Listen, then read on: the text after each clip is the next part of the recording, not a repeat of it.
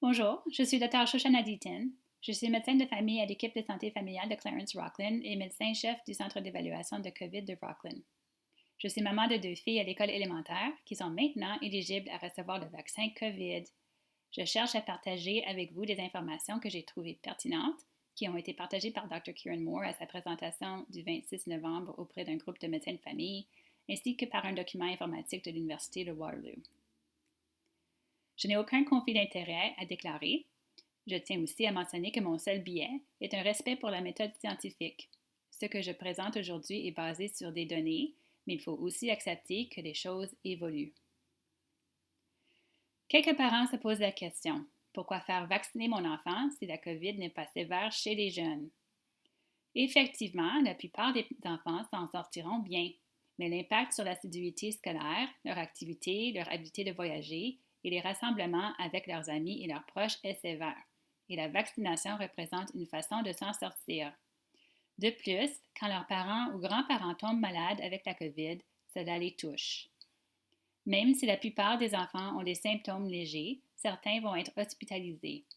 Presque tous ceux qui développeront le syndrome inflammatoire multisystémique se retrouveront en soins intensifs. Et même les enfants avec peu de symptômes pourraient développer le long COVID, qui comprend la fatigue, des maux de tête et dérangements gustatifs et olfactifs pendant des mois.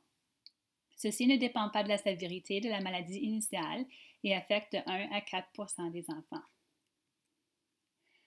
En début de pandémie, nous étions tous rassurés que les enfants n'étaient pas autant touchés par la COVID. Il y avait aussi l'impression parmi certains que les enfants ne propageaient pas autant la maladie.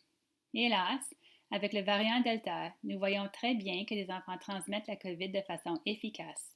Les enfants de 5 à 11 ans représentent la majorité des cas en Ontario. Avec une propagation plus libre, nous pouvons voir le vrai impact. Le taux d'hospitalisation chez les 5 à 11 ans est de 1 sur 385 et c'est plus chez les moins de 5 ans. C'est bien facile de dire que très peu de jeunes vont en mourir ou même se retrouver aux soins intensifs. Mais avez-vous déjà eu un enfant admis à l'hôpital? Avez-vous déjà eu à dormir dans un fauteuil à côté de leur lit, peut-être séparé de vos autres enfants et de votre conjoint nuit après nuit? Ça arrache le cœur et ça bouleverse la vie. Vous dites peut-être encore que ce n'est pas probable, d'autant plus que votre enfant est en santé. D'abord, je trouve cela haineux qu'on ne fasse pas tout ce qu'on peut pour protéger les enfants vulnérables. Mais certains ont besoin d'entendre le suivi. Plus de la moitié des enfants hospitalisés pour la COVID n'ont pas de maladie sous-jacente. Nous voyons ici une représentation graphique des données de deux études qui montrent que 55 des enfants admis pour la COVID ressemblaient peut-être à votre enfant. N'oubliez pas aussi qu'une maladie sous-jacente peut être banale, l'asthme ou même l'obésité. On admire les bourrelets chez nos cocos et je vois souvent dans ma pratique qu'il y en a beaucoup qui sont obèses et bien des parents ne le reconnaissent pas. Donc, je reviens sur ma fiche précédente pour que vous puissiez l'interpréter avec une nouvelle appréciation que nos enfants sont tous dans le même bateau.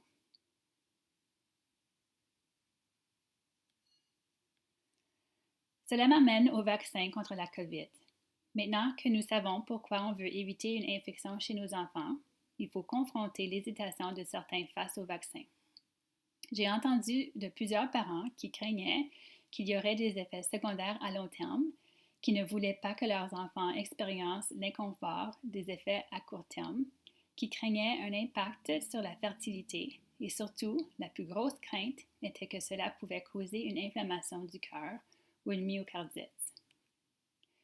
Je vais commencer avec la question qui revient le plus souvent. Je veux premièrement dire que c'est vrai, les vaccins ont des effets secondaires. Je ne veux pas vous mentir. Comme toute intervention médicale, les choses peuvent mal aller. Mais si on ne fait rien, l'inaction peut être pire. Dans notre situation actuelle, nous n'avons que deux choix. Nos enfants peuvent attraper la COVID ou ils peuvent être vaccinés. Les masques et la distanciation sociale ne vont pas continuer pour toujours. Si votre enfant attrape la COVID, son risque de myocardite est plus haut et en général, les symptômes seront plus graves que s'il se faisait vacciner. Si vous avez une fille, elle a 133 fois plus de chances de développer une myocardite suite à la COVID qu'au vaccin et elle sera beaucoup plus malade. Nous pensons que la chance de myocardite dépend des hormones et donc les garçons sont plus à risque. Par contre, même pour les garçons, ils ont 26 fois plus de chances de développer une myocardite suite à la COVID qui sera plus sévère que ce qu'on voit avec le vaccin. Je voulais juste mettre le risque en perspective.